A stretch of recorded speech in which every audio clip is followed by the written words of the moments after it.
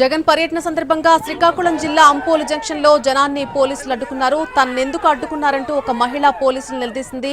అరగంట పాటు రోడ్డుపై బైఠాయించింది. ఆమె ఎంతకు కదలకపోయేసరికి పోలీసులు ఏమీ చేయలేకపోయారు.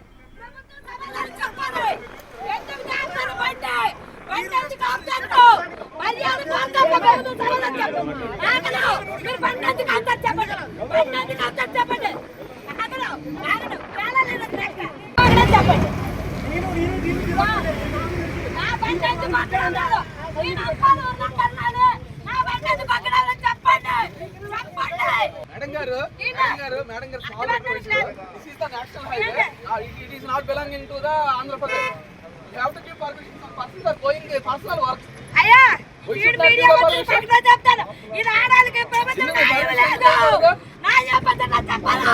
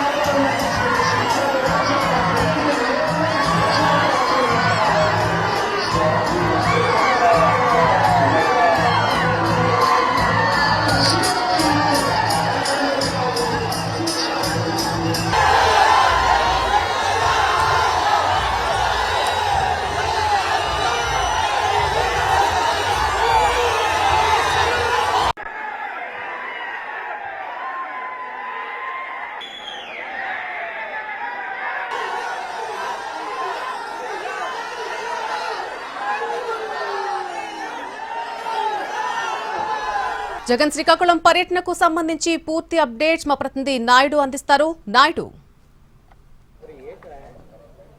నల్ని ప్రస్తుతం ఏదైతే మనం అంపోల్ జైలు వద్ద ఉన్నామో జైలు వద్దకు మరీ కాసేపట్లో వైసీపీ అధినేత జగన్మోహన్ రెడ్డి రానున్నారు. ఇక్కడికి మొత్తం కూడా పోలీస్ యంత్రాంగం అంతా కూడా పూర్తిగా అప్రమత్తమైంది. 3 అంచెల భద్రత ఏర్పాటు చేసి ప్రతి ఒక్కరిని కూడా క్షుణ్ణంగా చెక్ చేసి పరిశీలించిన తర్వాత లోపలికి పంపిస్తున్నటువంటి పరిస్థితి. ప్రస్తుతం మనం జైలు గేటు వద్ద ఉన్నటువంటి పరిస్థితి చూస్తున్నాం. మరి 2-3 నిమిషాల్లోనే లోపలికి రావాల్సినటువంటి పరిస్థితి ఉంది. అయితే ఏదైతే 4:30 తర్వాత వస్తే దానికి ఏదైతే జైలు డీజీ కూడా లెటర్ పెట్టేటటువంటి అవకాశం ఉందని చెప్తున్నారు. ఇప్పటికే లోపల వైసీపీకి సంబంధించినటువంటి సీనియర్ నేత బొత్స సత్యనారాయణతో పాటు ఎమ్మెల్సీ నత్తు రామారావు లోపలే ఉన్నారు.